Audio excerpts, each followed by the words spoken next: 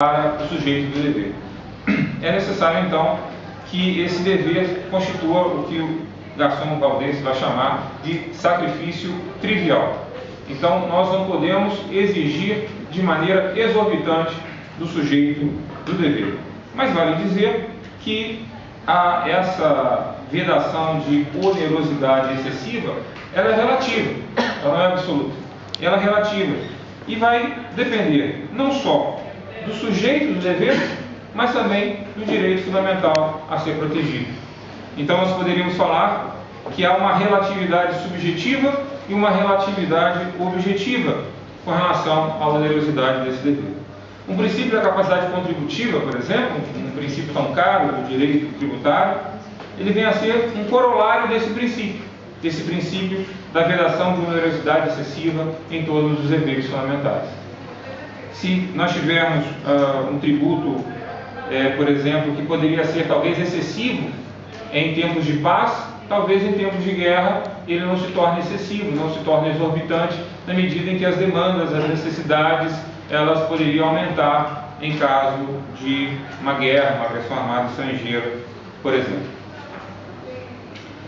Além disso, é preciso dizer que os deveres devem propiciar aos seus sujeitos meios, armas, para que os sujeitos possam cumprir esse dever.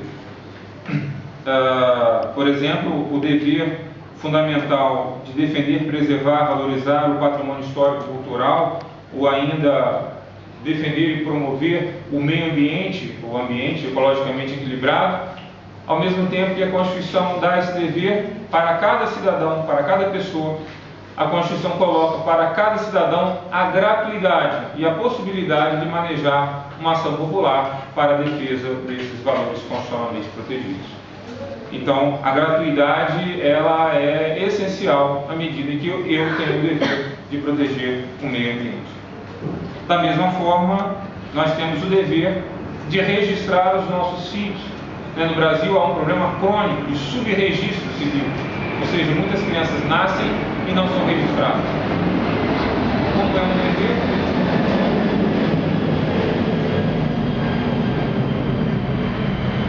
Como é um dever? Como todos temos que fazer isso, nem sempre as pessoas têm condições econômicas, a Constituição vai colocar que esse registro civil é gratuito no Brasil. Da mesma forma, com o ensino, vimos que é um dever da pessoa instruir-se e é um dever dos pais educar os filhos, e dentro da dimensão da educação está o ensino, e é o ensino formal, e a Constituição, então, vai prever que haverá, então, ensino gratuito oferecido pelo Estado para aquelas pessoas que dele necessitarem. E, finalmente, o último ponto que precisa ser abordado com relação aos deveres fundamentais, também já foi dito aqui, é a questão da eventual punição ou eventual, vamos chamar assim, sanção relacionada ao descumprimento de um dever fundamental. Nem sempre nós teremos no ordenamento jurídico a previsão de uma sanção para o descumprimento de um dever fundamental.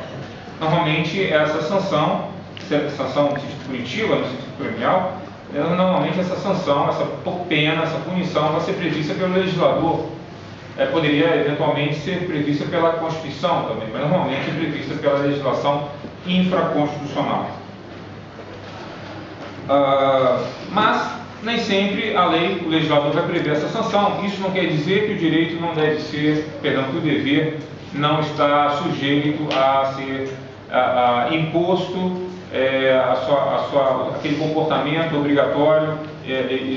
Não quer dizer que a pessoa esteja, digamos assim, livre do cumprimento daquela obrigação que lhe foi imposta. O que acontece é que, nos casos, nós teríamos consequências decorrentes do não cumprimento daquele dever.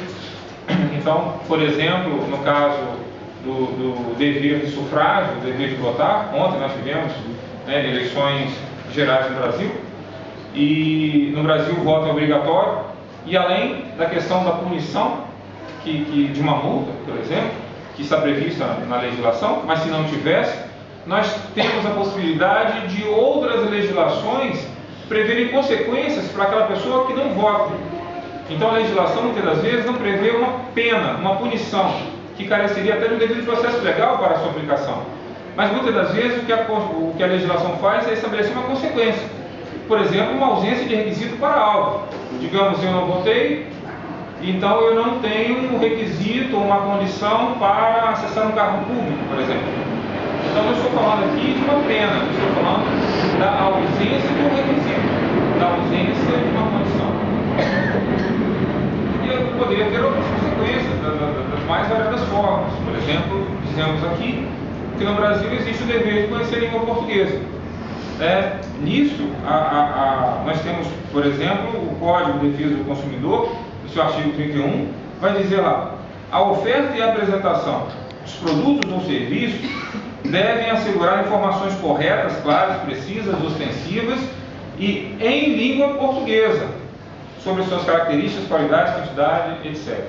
Então, se uma pessoa, por exemplo, tem uma alergia a qualquer dos componentes de um determinado produto alimentício, o fornecedor tem o dever de colocar a composição daquele alimento no rótulo. Agora, da mesma forma, o consumidor tem o dever de conhecer aquela informação. Se a pessoa não sabe ler, quer dizer, ela tem o dever e não cumpriu com o seu dever de conhecer a língua portuguesa, muitas vezes é um estrangeiro, continua tendo o dever de conhecer a língua portuguesa. Ou então a pessoa não se instruiu, não cursou o ensino primário, não aprendeu a ler, então a pessoa não cumpriu com o seu dever de instruir-se. Essa pessoa vai ter consequências, muitas das vezes consequências fáticas, vai comer aquele alimento e vai passar mal, vai morrer, enfim.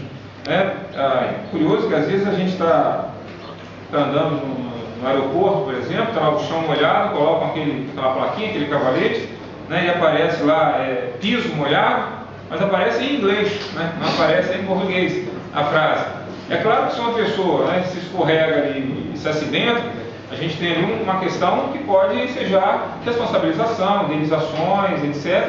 E vai depender ou não de nós termos avisado, termos advertido as pessoas numa língua que é a língua oficial, que é a língua portuguesa, e tem a ver com o fato também da pessoa ter o dever de ler em português aquela advertência. Seja uma advertência de piso molhado, cuidado, um quadro elétrico de alta voltagem, alta amperagem, e assim por diante. Então, muitas das vezes não teremos uma consequência, uma punição do ordenamento jurídico, mas certamente teremos consequências jurídicas se o sujeito do dever não cumpre com o seu dever. Eram essas as considerações que eu tinha a fazer sobre esse tema tão caro, tão importante, que eu tenho me interessado a estudar e a pesquisar. Agradeço muitíssimo a atenção de todos, coloco posteriormente à disposição e com isso então devolvo a palavra aos meus colegas.